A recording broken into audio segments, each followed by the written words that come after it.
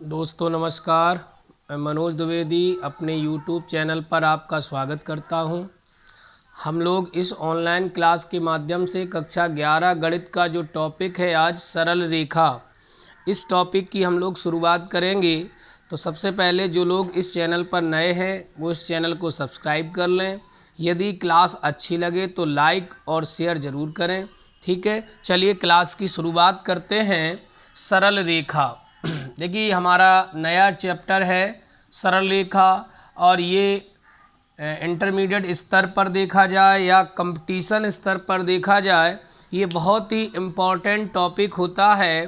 तो सबसे पहले इसके बारे में कुछ चर्चा करेंगे। तो यहाँ पर हम लोग देखेंगे कि सबसे पहले आता है कि सरल रेखा, जो लाइन होती है, एक रेखा होती है, इस रेखा का जो व्यापक समीकरण होता है वो क्या होता है।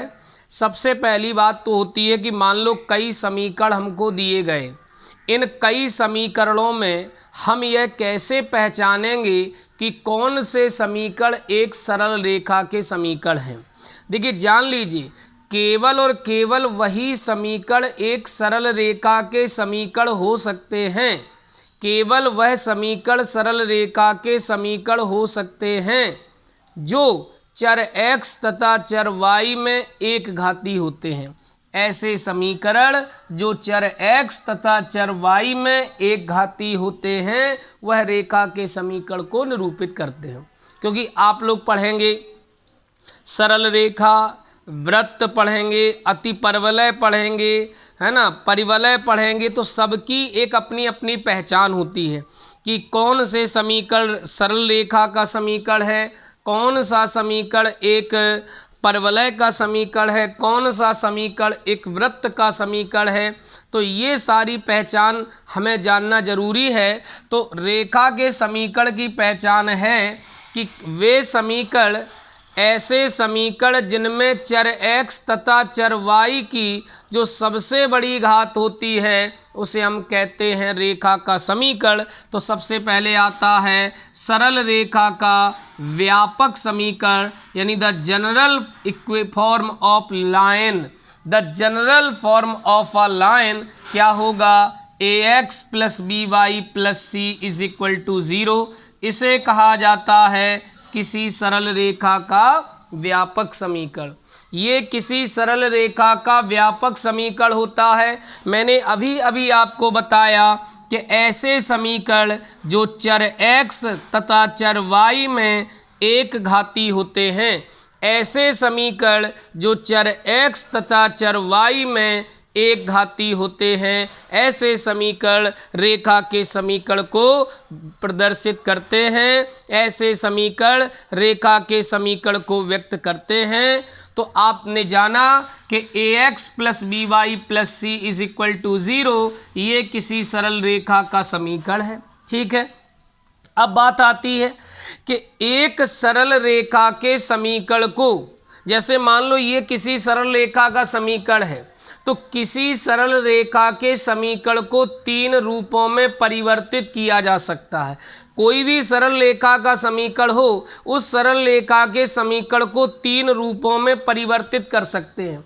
ना कि ये कह सकते हैं कि रेखा के समीकरण को तीन भागों में बांटा गया, ये नहीं कहा जा सकता। ये कहा जा सकता समीकरण एक ही रहेगा, लेकिन समीकरण के रूप, एक समीकरण को थ्री फॉर्म में चेंज किया जा सकता है। तो किसी सरल रेखा के समीकरण को तीन रूपों में परिवर्तित किया जा सकता है। वो तीन रूप आपके क्या होंगे, पहला होगा प्रवणता रूप, दूसरा होगा अंताखंड रूप, और तीसरा होगा लंब रूप। तो एक सरल रेखा के समीकरण को तीन रूपों में परिवर्तित किया जा सकता। मैंने कहा कोई भी सरल रेखा का समीकरण दिया हो, किसी भी सरल रेखा का जो समीकरण आपको दिया होगा, उस रेखा के समीकरण को हम तीन रूपों में परिवर्तित कर सकते हैं। और वो तीन रूप क्या है हमारे, प्रवणता रूप, अंताखंड रूप और लंब रूप। प्रवणता रूप को अंग्रेजी में बोलते हैं ग्रेडियंट फॉर्म, इसे बोलते ग्रेडियंट फॉर्म, इसे बोलते इंटरसेप्ट फॉर्म, इसे बोलते इंटरसेप्ट फॉर्म, और इसे बोलते हम परपेंडिकुलर फॉर्म। Perpendicular form. तो ये सरल रेखा के समीकरण को हम 3 रूपों में परिवर्तित कर सकते हैं, और ये हमारे 3 रूप जो होते हैं वो क्या होते हैं? वो 3 रूप हमारे क्या होते हैं? प्रवणता रूप, अंताखंड रूप और लंब रूप। ये सरल रेखा के समीकरण को हम 3 रूपों में बदल सकते हैं। अब हमारे सामने प्रश्न ये आता है कि प्रवणता रूप समीकरण क्या होगा, अंताखंड रूप समीकरण क्या होगा और लंब रूप समीकरण क्या होगा। तो प्रवणता रूप समीकरण जो होगा वो होगा y बराबर mx प्लस सी। अभी हम जानेंगे कि m क्या है और c क्या है। पहले हम लोगों को ये जानना होगा कि जैसे मैंने कहा कि एक सरल रेखा का जो व्यापक समीकरण है वो है ax plus b y plus c is equal to 0। इसे हम सरल रेखा का व्यापक समीकरण कहते हैं, the general form of a line. अब बात आती है, अभी अभी हम लोगों ने ये भी समझा कि इस एक रेखा के समीकरण की पहचान क्या होती है। तो हमने आपको ये बात बताई कि केवल और केवल वे समीकरण एक रेखा के समीकरण हो सकते हैं जो चर x तथा चर y में एक घाती हो। अगर मान लो कोई भी समीकरण चर x और चर y में एक घाती नहीं है तो वह समीकरण कभी सरल रेखा का समीकरण नहीं हो सकता। तो ध्यान दीजिए, तो ये रेखा का समीकरण हो गया। इसको 3 रूपों में बदला जा सकता है। वो 3 रूप क्या है? प्रवणता रूप, अंताखंड रूप। अब बात आती है कि अंताखंड रूप समीकरण क्या होगा, तो आप कहेंगे sir x upon a plus y upon b is equal to 1 होगा। इसके बाद आप कहेंगे परपेंडिकुलर फॉर्म क्या होगा, तो आप कहेंगे sir x cos alpha plus y sine alpha बराबर p होगा। ये हो जाएगा आपका लंब रूप परपेंडिकुलर फॉर्म, ये हो जाएगा इंटरसेप्ट फॉर्म और ये हो जाएगा ग्रेडियंट फॉर्म। प्रवणता रूप समीकरण, अंताखंड रूप समीकरण और लंब रूप समीकरण, ये 3 फॉर्म में आप किसी सरल रेखा के समीकरण को परिवर्तित कर सकते हैं। तो यहाँ पर सबसे पहले हम लोगों को यह जानना होगा कि ये m क्या है, c क्या है। उसके पहले हम लोगों को समझना होगा प्रवणता क्या है, जिसे अंग्रेजी में हम लोग कहते ग्रेडियंट या इसी को हम लोग कह सकते स्लोप। इसी को हम प्रवणता को ढाल भी कहा जाता है, ढाल। क्योंकि कई प्रश्न जो आगे आप पढ़ेंगे उसमें कहीं लिखा होगा एक रेखा का ढाल। अब आप कहेंगे सर ढाल क्या है, तो किसी सरल रेखा की जो प्रवणता होती है, किसी सरल रेखा की जो ग्रेडियंट होती है या उसका जो स्लोप होता है उसी को हम प्रवणता या ढाल कहते हैं। तो ढाल है क्या, प्रवणता है क्या, इसके बारे में समझिए। देखिए ये हमारा x अक्ष है, ये y अक्ष है। आप लोगों ने पिछली कक्षाओं में ये चीज़ पढ़ी। ये x अक्ष है, ये y अक्ष है। x अक्ष और y अक्ष एक दूसरे को जिस बिंदु पर इंटरसेक्ट करते हैं, एक दूसरे को जिस बिंदु पर प्रतिच्छेद करते हैं, उस बिंदु को हम ऑरिजिन यानी मूल बिंदु का नाम देते हैं। क्या नाम देते हैं? मूल बिंदु। अंग्रेजी में इसको कहा जाता ऑरिजिन। क्या होता है ये origin? The intersect point of x axis and y axis can be called origin.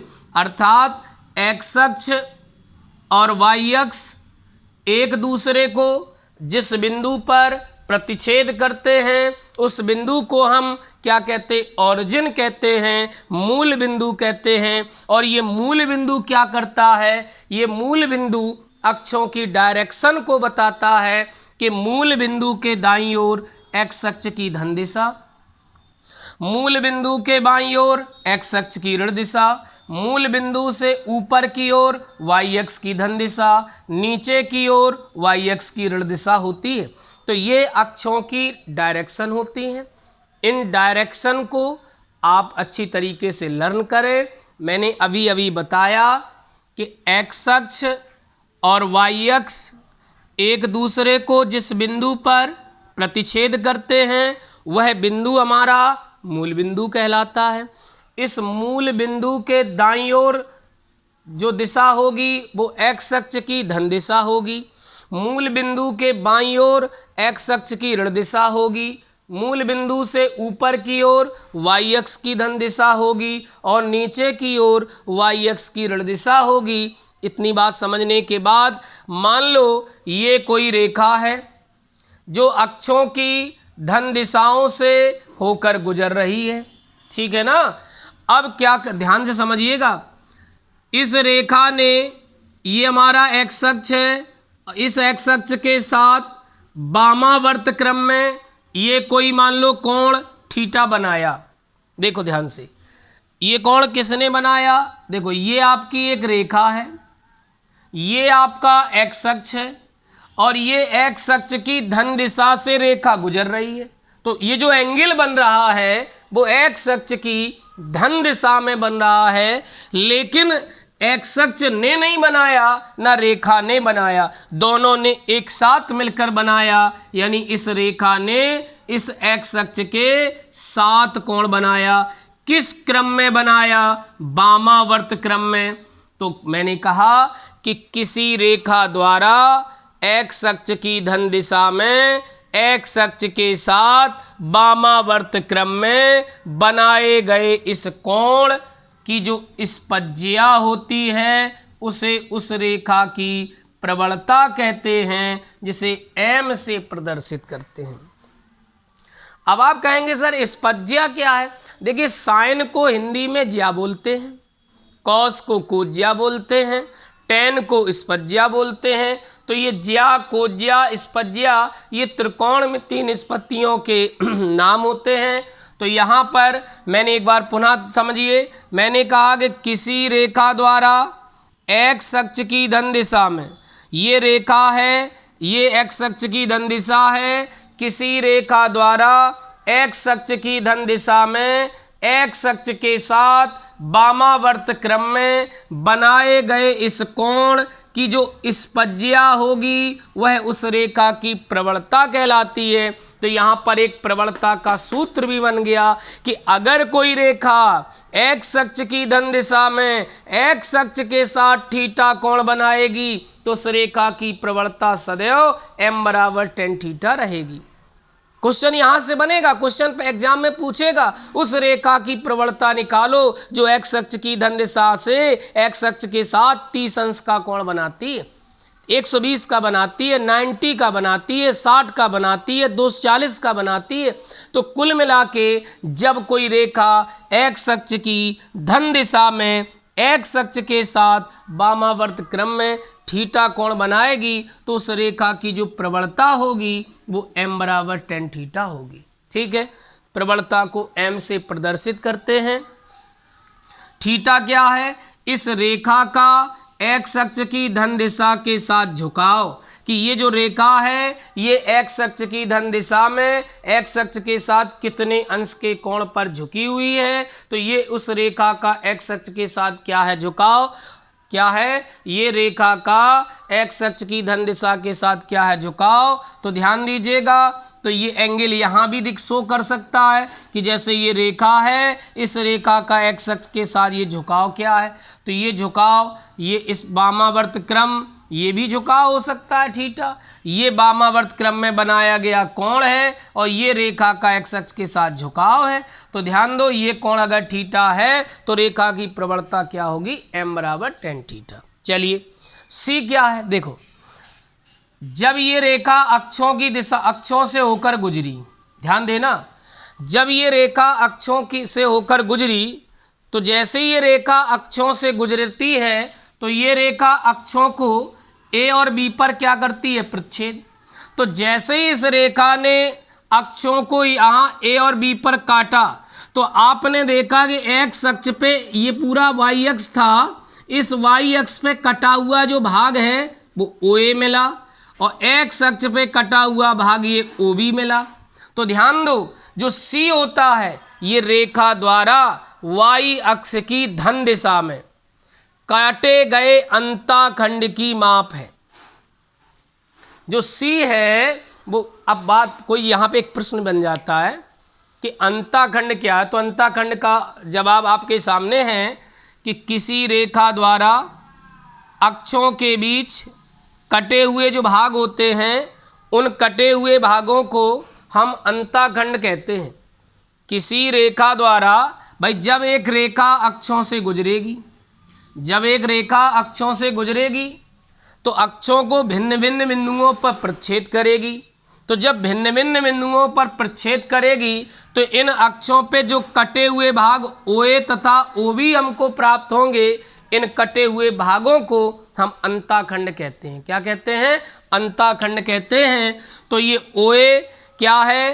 रेखा द्वारा y अक्ष की धन दिशा में कटे हुए अंताखंड की माप, और इस अंताखंड की माप को क्या बोलते?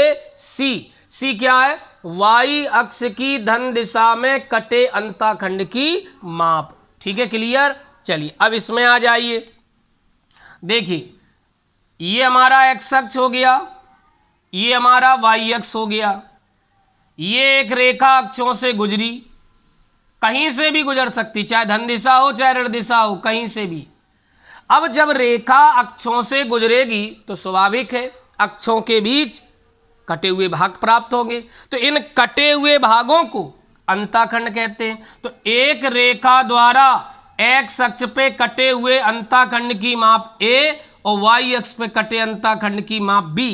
अब आप कहेंगे सर अभी आप कह रहे थे C क्या है? नियत है कि रेखा द्वारा y अक्ष की धन दिशा में कटा अंताखंड C होता है। लेकिन यहाँ ना कोई धन दिशा ना कोई ऋण दिशा। यहाँ क्या होगा? अगर प्लस A है तो धन दिशा, प्लस B है तो धन दिशा, अगर माइनस A माइनस B है तो ऋण दिशा हो जाएगी। तो स्वाभाविक है कि A और B क्या है? रेखा द्वारा अक्षों के बीच कटे हुए अंताखंडों की माप। A कहलाता है रेखा द्वारा x अक्ष पर कटा अंताखंड, और B कहलाता है y अक्ष पे कटा अंताखंड। यानी रेखा द्वारा x अक्ष पे कटे हुए अंताखंड की माप और y अक्ष पे कटे अंताखंड की माप B होती है। अब फिर एक बार मैं रिपीट करूंगा कि अंताखंड क्या है, ये बात आप जान। देखिए क्लास अगर अच्छी लग रही है तो इस क्लास को शेयर और सब्सक्राइब तो कर ही सकते हो, कि ये भी आपसे कहना पड़ेगा। भाई अगर क्लास अच्छी लग रही है तो मोटिवेशन तो मेरा बढ़ा सकते हो, और मैं ऊर्जा के साथ आपको अच्छी अच्छी चीज़ें आपको पढ़ाऊँ। जबकि सिलेबस की अगर एक्सरसाइज की हम बात करें तो एक्सरसाइज में सीधे सीधे क्वेश्चन से शुरुआत है ना। आपको चैप्टर शुरू किया गया सरल रेखा शुरू करने से सीधे उसने क्वेश्चन दे दिया क्षेत्रफल निकालिए त्रिभुज का। अब देखिए टॉपिक को कोरिलेट नहीं किया और सीधे सीधे क्वेश्चन सॉल्व करने लगे। तो पहले जानिए, तो बेसिक चीज़ हम इतना आपके लिए कर रहे हैं, तो आप एक लाइक तो बनता ही है। यदि अच्छी लगे क्लास तो अपने दोस्तों को भी शेयर करिए। चैनल पर अगर आप नए हैं तो चैनल को सब्सक्राइब कर लीजिए, ठीक है ना। चलिए, तो मैंने कहा कि अंताखंड क्या है। मैंने कहा कि एक रेखा जब अक्षों से गुजरेगी तो अक्षों को भिन्न भिन्न पॉइंट पे प्रच्छेद करेगी। तो जब प्रच्छेद करेगी तो अक्षों के बीच कटे हुए भाग मिलेंगे। इन कटे हुए भागों को हम कहते अंताखंड। तो रेखा द्वारा x अक्ष पे कटे अंताखंड की माप A और y अक्ष पे कटे अंताखंड की माप B होती है। ठीक है, क्लियर। चलिए अब तीसरी बात समझते हैं। तीसरी बात क्या है? ये परपेंडिकुलर जो फॉर्म है, देखिए ये हमारा x अक्ष हो गया, ये हमारा y अक्ष हो गया। ध्यान देना, ये एक रेखा हो गई, कहीं से भी गुजर सकती। ये मूल बिंदु है। हमने क्या किया, इस मूल बिंदु से इस रेखा पर एक लंब यानी अल्टीट्यूड खींच दिया, OM मान लो डाल दिया। तो मूल बिंदु से इस रेखा पर डाला गया जो लंब है OM, इस लंब की लंबाई को P कहते हैं, जो यहां पर P है। तो P क्या हो गई? मूल बिंदु से इस रेखा की लांबिक दूरी भी कह सकते हैं, मूल बिंदु से इस रेखा की लंबवत दूरी, या मूल बिंदु से रेखा पर डाले गए लंब की माप P कहलाती है। ठीक है, अब ध्यान दो, अल्फा क्या है? देखो मूल बिंदु से क्या डाला? लंब डाल दिया ना। अब ये लंब इस x अक्ष के साथ कुछ ना कुछ कोण पे तो झुका होगा। आपने मूल बिंदु से जो इस रेखा पर लंब डाला, ये जो डाला गया लंब है ये किसी ना किसी एंगल पर इस एक्स अक्ष के साथ झुका होगा। तो इस लंब का एक्स अक्ष से झुकाव अल्फा होता है। ये जान लीजिए अल्फा क्या है। मैंने कहा देखो ये अल्फा हो गया लंब का झुकाव, ये रेखा है, ये हो गया रेखा का एक्स अक्ष से झुकाव थीटा। रेखा द्वारा एक्स अक्ष की धन दिशा में एक्स अक्ष के साथ वामावर्त क्रम में बनाया गया कोण रेखा का झुकाव होता है। तो ये तो रेखा का झुकाव है, लेकिन ये किसका झुकाव है? लंब का। मूल बिंदु से किसी रेखा पर डाले गए लंब का एक्स अक्ष से झुकाव क्या होता? अल्फा। तो अल्फा क्या है? लंब का एक्स अक्ष से झुकाव। और पी क्या है? रेखा पर मूल बिंदु से डाले गए लंब की माप। तो क्लास कैसी लगी? अगर अच्छी लगी तो क्लास को लाइक, सब्सक्राइब और शेयर जरूर करें। अगली क्लास में हम फिर मिलेंगे। चलिए, थैंक यू, धन्यवाद।